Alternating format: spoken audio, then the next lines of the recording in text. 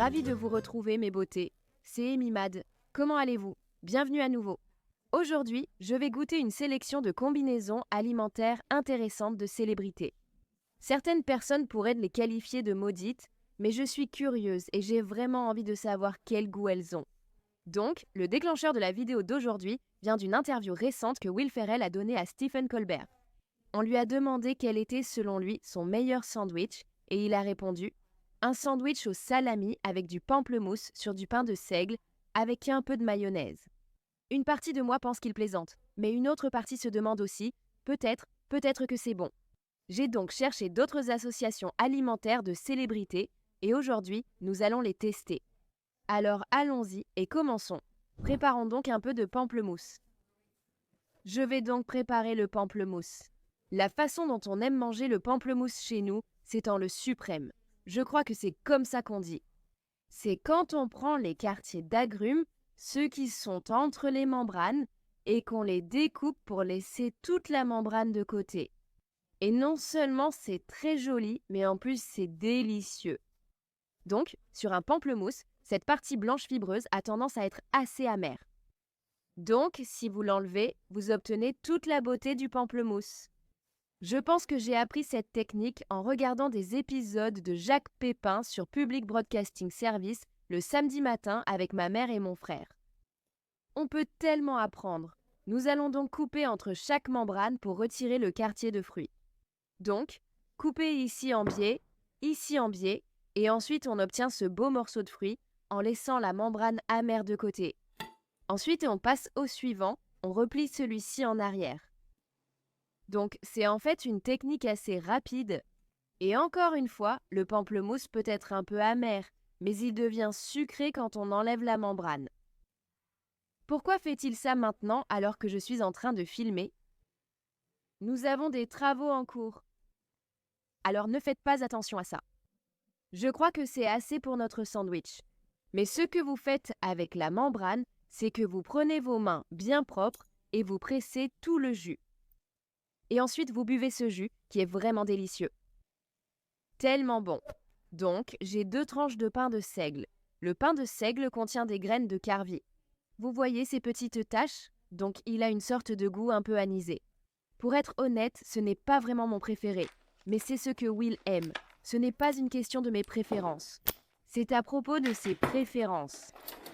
Donc, il dit une fine couche de mayo. D'accord, on l'étale.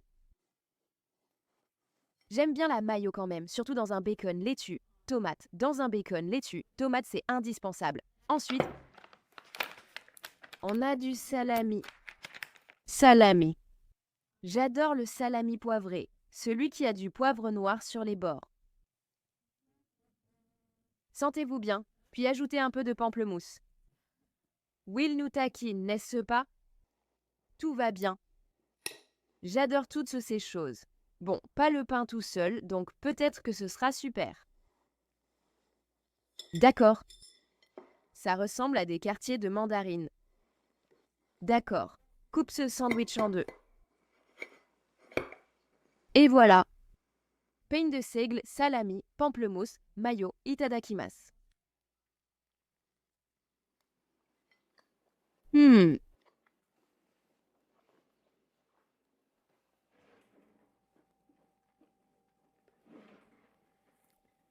Eh bien, c'est étrange. Essayons une bouchée avec un morceau de pamplemousse un peu plus généreux.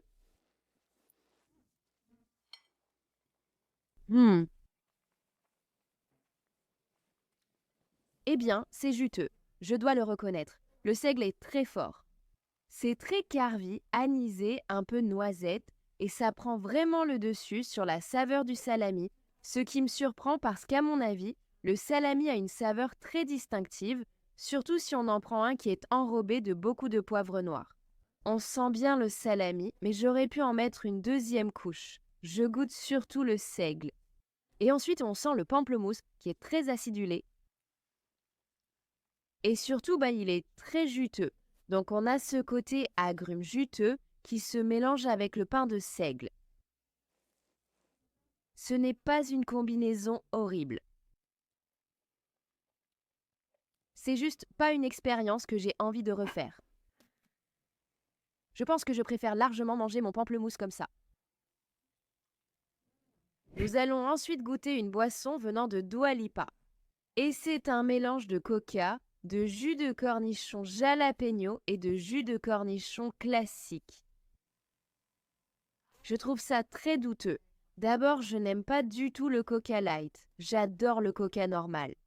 Je préfère du sirop de maïs à haute teneur en fructose ou du sucre, mais pas du tout le light. Je ne supporte pas les édulcorants artificiels, mais l'ajout de jus de cornichon et de jalapeno pourrait changer les choses. Je suis sceptique, mais peut-être. D'accord, donc on verse le coca.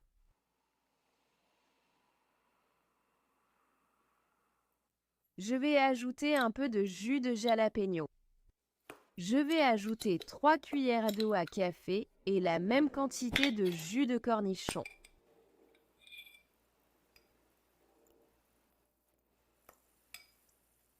D'accord. Et ensuite, je vais ajouter encore du Coca Light pour compléter. D'accord. Voilà notre mélange Dua Lipa. Santé.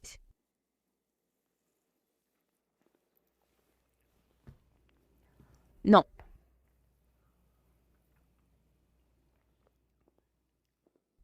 Tu sais ce qui est intéressant? Après avoir ajouté du vinaigre assaisonné au jalapeno et du vinaigre de cornichon à un soda, ce que je trouve encore le plus désagréable, c'est le sucre artificiel. C'est cette saveur écœurante et persistante sur ma langue après tout ça. Je veux dire, ça a un petit goût de cornichon et d'une certaine façon, le vinaigre supplémentaire le rend un peu plus sucré, mais on sent clairement un peu la nette. Pas du tout épicé, on sent seulement un goût de piment doux. Et maintenant que j'ai pris quelques gorgées, je peux le sentir au fond de ma langue. La saveur de jalapeno qui persiste un peu. C'est un peu plus prononcé, ce qui me surprend, que la saveur d'aneth. Je croyais l'aneth plus fort, mais c'est surtout le jalapeno que je sens. Pour moi, ce n'est pas du tout délicieux, ni quelque chose que je voudrais ou dont j'aurais envie. Ça a un petit goût de cocktail parce que c'est une sorte de mélange sans alcool. Non, je ne recommande pas celui-ci. Peut-être avec du coca normal. Non, pourquoi gâcher une boisson déjà très bonne? Non. Non merci. Alors, notre prochaine combinaison alimentaire vient d'une célébrité de la famille, et c'est ma belle-mère. Et elle dit que manger des céréales raisin bran avec du jus d'orange, c'est une bonne chose. Elle a expliqué avoir essayé cela un jour sans lait, et maintenant en manger souvent, parce qu'elle aime vraiment. Donc je vais goûter. Donc, des céréales au raisin. Oh là là! J'ai mis le bazar. Une céréale riche en fibres, ce qui a de grands avantages. Et on a aussi des raisins secs là-dedans. C'est du son au raisin. Léger, croustillant, avec un goût de blé, juste une touche de douceur. Ce n'est presque pas sucré du tout. Très très feuilleté, des flocons fins, fins, fins, fins, fins. Encore plus fins que les cornflakes. On ajoute un peu de jus d'orange. J'utilise du jus fraîchement pressé car c'est ce que j'ai. Waouh! Très bien mes chéris. Des céréales au raisin avec du jus d'orange. Waouh! Ça sent bon l'orange. Allons-y.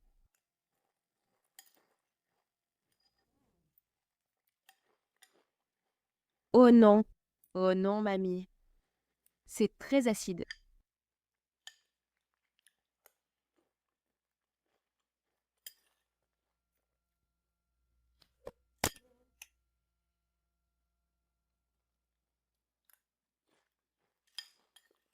Je suppose que ça va. Je pense que mon cerveau a juste du mal à assimiler toute cette expérience, mais c'est beaucoup plus acide que ce à quoi je m'attendais, surtout quand je pense aux céréales en particulier. Céréales du petit déjeuner, je pense au sucré. Et puis je bois du jus d'orange et ça me paraît tellement acide. Mais ce n'est pas le cas. Ce n'est pas mauvais. Mais je n'en veux pas, je ne veux pas de céréales.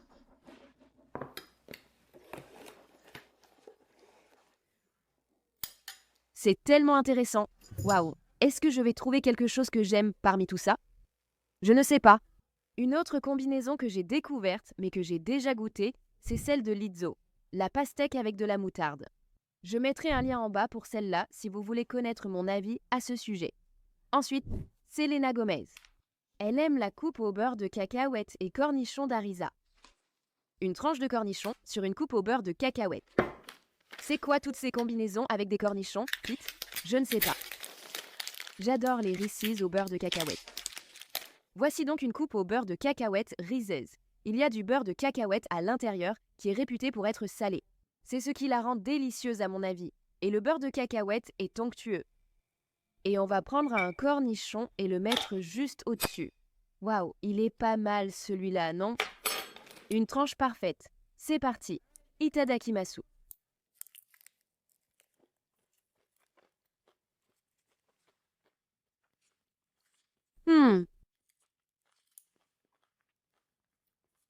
Ça marche plutôt bien. Waouh.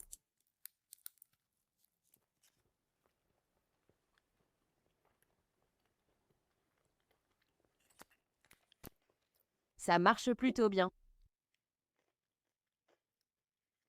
Les coupes au beurre de cacahuète de Reese sont vraiment sucrées. Donc, l'acidité salée du cornichon compense un peu cela. Et c'est aussi salé. Le cornichon et le beurre de cacahuète sont salés. Mais la tranche de cornichon rend le beurre de cacahuète plus savoureux, ça équilibre le sucre et ça n'a pas un goût trop prononcé de cornichon. Je croyais que l'aneth couvrirait le goût du beurre de cacahuète, mais non. Il se complète et ça ajoute une belle touche de croquant à l'ensemble, comme un croquant succulent accompagné du petit craquement du chocolat. Ça fonctionne plutôt bien. Waouh! Totalement. Mais en fait, je ne suis pas surprise car le beurre de cacahuète a selon moi une qualité de caméléon remarquable. Il peut en quelque sorte se transformer en différents types de plats et il peut être sucré et salé, ou à la fois sucré et salé. Il rend les plats salés plus savoureux et les sucreries plus délicieuses. C'est merveilleux. Je ne devrais pas être étonnée que les coupes au beurre de cacahuète et les cornichons aillent ensemble, mais je le suis quand même. Tu devrais essayer. Essaye la prochaine fois. Essaye avec tes amis. C'est vraiment bon. Nouvelle combinaison à la Selena Gomez. Crackers Ritz, pepperoni et fromage en spray. Ça a l'air super. Celle-ci ne me paraît pas du tout bizarre. Donc des crackers Ritz, des crackers beurrés et feuilletés. Une tranche de pepperoni. Ça ressemble à l'encas parfait inventé par un enfant qui rentre seul de l'école, non? Tu te rappelles quand j'ai fait un gâteau à la mortadelle? Des couches de mortadelle et de fromage à la crème assaisonné avec de la sauce ranch, puis du fromage en spray utilisé comme glaçage. Regarde cette vidéo au cas où tu ne l'aurais pas vue. Nous avons du fromage en spray saveur américaine et on va juste faire ça. Oh là là! Ça te montre à quel point j'utilise ça souvent. Je crois que Selena les fait griller au four à pain, mais moi je vais les faire à froid parce que c'est comme ça que je les aurais mangés en rentrant de l'école. Juste ici. Ça va être délicieux. C'est parti. Bon appétit.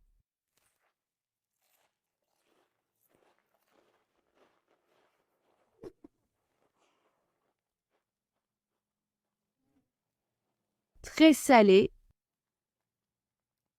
Mais les crackers Ritz et leur croustillant beurré, c'est vraiment nostalgique, surtout avec du fromage.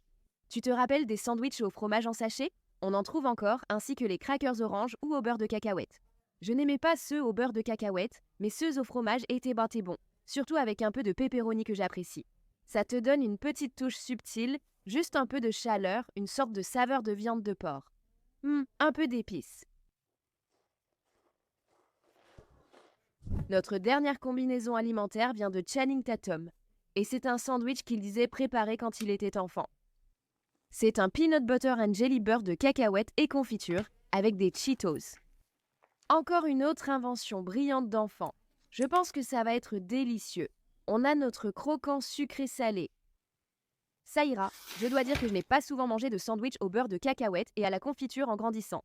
Donc je n'ai pas vraiment d'affection ou d'amour particulier pour eux. Mon aîné les aime beaucoup, tout comme mon mari. En fait, il aime le beurre de cacahuètes avec des tranches de pommes. Beurre de cacahuètes et miel. Ça, c'est une bonne combinaison. Beurre de cacahuètes et miel, j'aime bien cette association. Mais là, on va faire beurre de cacahuètes et...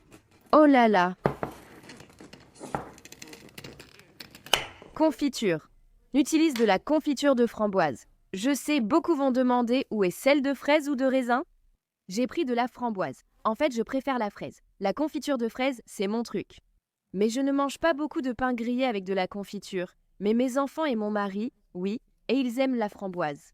C'est de la confiture de framboise, ça sent très bon. D'accord. Et nous avons du beurre de cacahuète. J'ai justement la version croustillante. L'enfant et l'adulte en moi adorent toujours avoir tout jusqu'au bord. Ensuite, les Cheetos. Je ne savais pas choisir entre Cheetos, soufflés ou croustillants. J'ai pris les croustillants car je les préfère. C'est parti.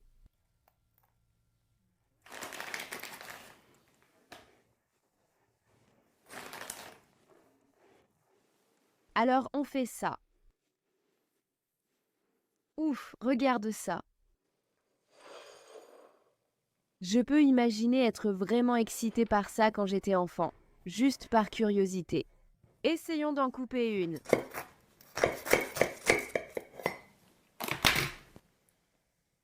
Regarde-moi ça. Cheetos. Qu'est-ce que c'est? Je veux dire.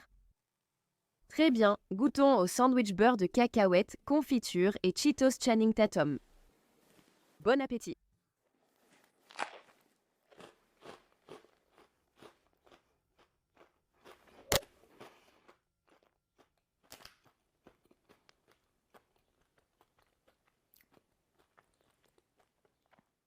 C'est intéressant.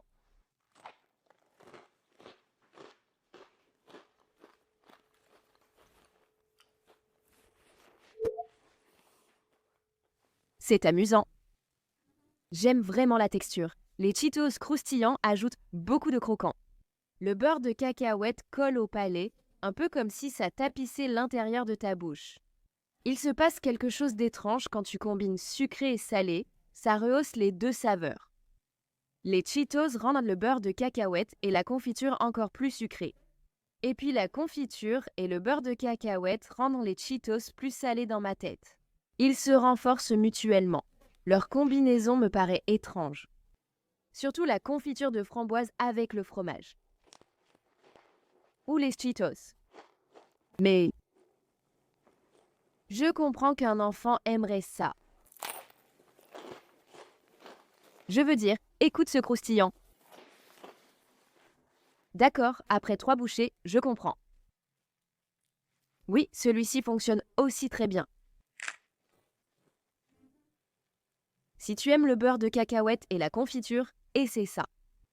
C'est vraiment délicieux, surprenant, amusant, avec une texture complexe, mais ça ne sort pas trop des zones de confort habituelles.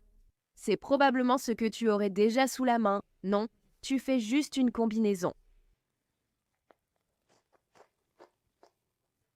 Très bien mes chéris, indiquez en commentaire si vous connaissez une combinaison alimentaire à tester. Je suis particulièrement intéressée par celle de votre enfance.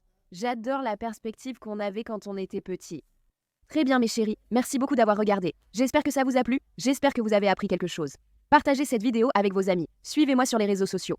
Aimez la vidéo, abonnez-vous, à bientôt. Prenez soin de vous. Au revoir.